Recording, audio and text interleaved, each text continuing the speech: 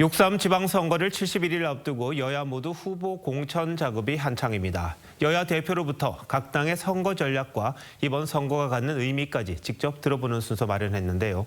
먼저 국민의힘 장동혁 대표 모셨습니다. 자, 어서 오십시오. 안녕하세요. 예, 몸풀기부터 시작할까요? 국회 현안 먼저 여쭤보겠습니다. 이 정청래 대표가 후반기 국회 상임위를 모두 독점하겠다고 이야기를 하긴 했습니다. 먼 내일이긴 합니다만 우리 장 대표께서는 필리버스터, 단식, 대여투쟁을 하셨잖아요. 네. 어떻게 생각하고 계십니까? 지난번에 이미 더불어민주당에서는 네. 상임위를 전부 독식했던 적이 있습니다. 예. 그런데 그것이 혹독한 국민적 심판에 직면했고 결국은 나중에는 그걸 저희한테 다시 돌려줬던 적이 있습니다. 네. 이번에도 만약에 그렇게 된다면 더불어민주당은 엄혹한 국민의 심판을 받게 될 거라고 생각합니다. 근데 어떤 측면에서 말이죠. 이 여당이 이렇게 밀어붙일 수 있는 건 야당에 대한 믿음이 좀 부족한 것 아니냐, 국민들이. 이런 이야기가 나옵니다. 결국은 지지율 문제인데요. 대표님 취임 이후에 지지율이 그다지 좋지가 않습니다. 이 근본 원인은 뭐라고 보십니까?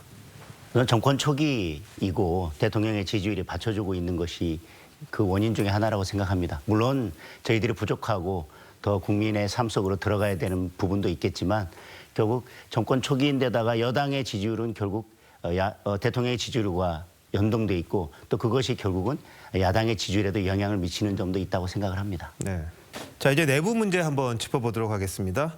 107명 전원 명의로 전륜 결의문 이걸 채택을 했습니다. 윤석열 정부 정책에 대해 사과도 하시고 실제로 이 움직임도 보이셨는데 다만 추가적인 변화, 혁신적인 모습 이건 좀 부족하다 이런 지적이 있는데 그건 어떻게 보세요?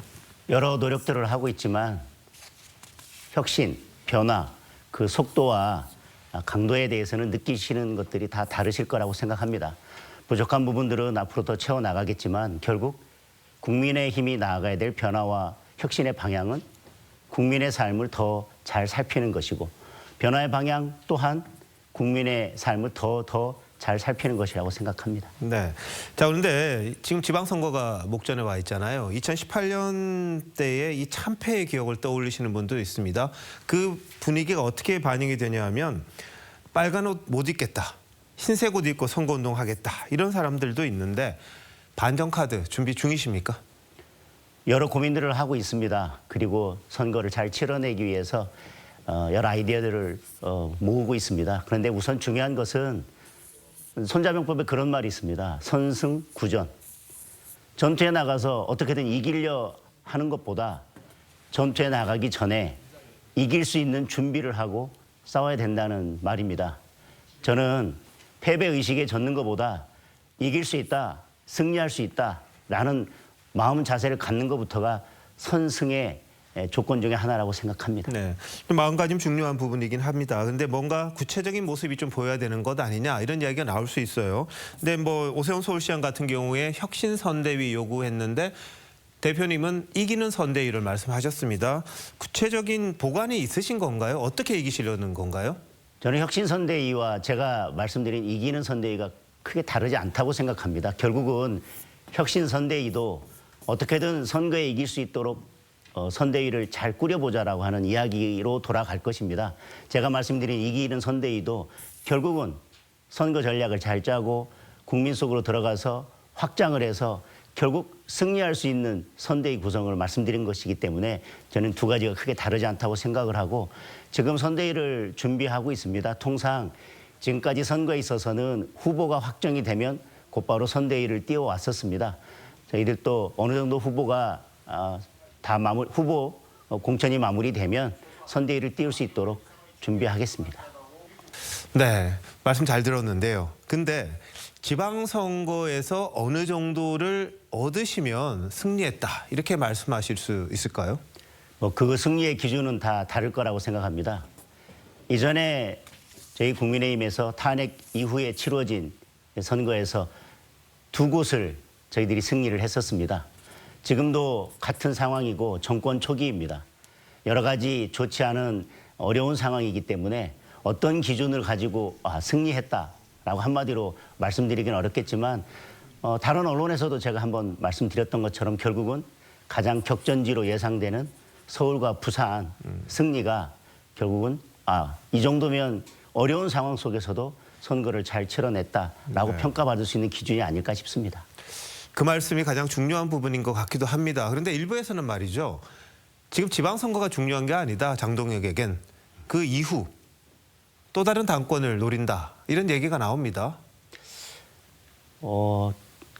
사람에게는 본인이 관심 있는 것만 보일 것입니다. 지금 그렇게 말씀하시는 분들의 머릿속에 전당대회, 지방선거 이후에 전당대회가 머릿속에 있기 때문에 자꾸 그런 쪽으로 관심이 가는 게 아닌가 싶습니다. 저는 지금 모든 당력과 모든 힘을 6월 3일로 모아야 된다고 생각합니다. 일부의 마음이 6월 4일로 가 있다면 저는 그 자체가 벌써 지방선거를 이기는 지방선거 승리에 대한 의지가 없는 것이라고 저는 생각합니다. 뭐 선거가 있으면 누구 손이라도 잡는다 그러잖아요.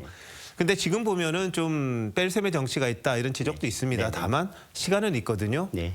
어떻게 연대할 수 있는 당이라든지 개인이라든지 이런 부분은 염두에 두고 계신 게 있습니까? 선거에 이기기 위해서 여러 고민들을 해야 될 것이고 연대도 그중 하나일 것입니다. 그러나 연대의 조건은 그 연대를 했을 때 결국 플러스가 되는 것. 그것이 시너지를 내고 그리고 원칙과 기준이 있어서 당원들이 공감하고 국민들이 감동할 수 있는 그런 연대가 되어야 될 것이라고 생각합니다.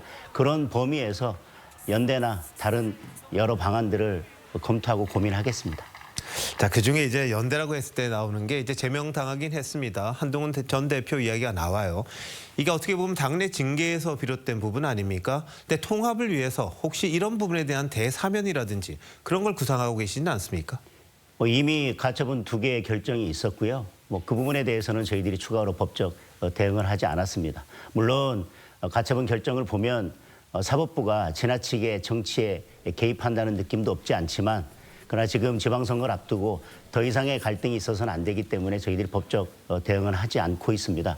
그 외에 지방선거가 마칠 때까지 더 이상 윤리위원회에서 추가적인 징계를 하지 말도록 제가 요청을 했고 윤리위에서도 그렇게 하겠다고 호응을 한 상태입니다. 사실상의 뭐 그런 조치라고 봐도 되겠죠? 지금까지 그런 조치를 해왔습니다. 예. 자, 그리고 마지막으로요. 우리 시청자분들께 이번 지방선거를 앞두고 야당으로서의 이 절절한 호소를 하신다면 어떻게 말씀하시겠습니까? 지금 민주당에 의해서 검찰이 파괴됐고 사법 질서도 파괴되고 있습니다. 민주주의와 헌정 질서 전체가 파괴되고 있다고 해도 과언이 아닙니다. 그런데 국민들께 정말 죄송합니다. 이 모든 것이 국민의힘이 부족했기 때문에 비롯된 일입니다. 저희들에게 정권을 맡겨주셨지만 저희들이 정권을 제대로 지켜내지 못했기 때문에 그래서 사법 리스크에 직면하고 있는 한 사람에게 모든 권력이 갔기 때문에 지금 이 상황이 초래되었습니다. 권력이 한 사람에게 모이면 그 피해는 오롯이 국민에게로 돌아갑니다. 이번 지방선거에서 저희들이 승리할 수 있도록 그래서 권력의 균형을 이룰 수 있도록 국민들께서 국민의힘을 다시 한 번만 선택을 해 주십시오. 저희들이 처절하게 반성하고 변하겠습니다. 반성하고 변할 수 있도록 국민의힘에게 마지막 힘을 한 번 더 주십시오. 네, 장 대표님 오늘 말씀 잘 들었습니다. 고맙습니다.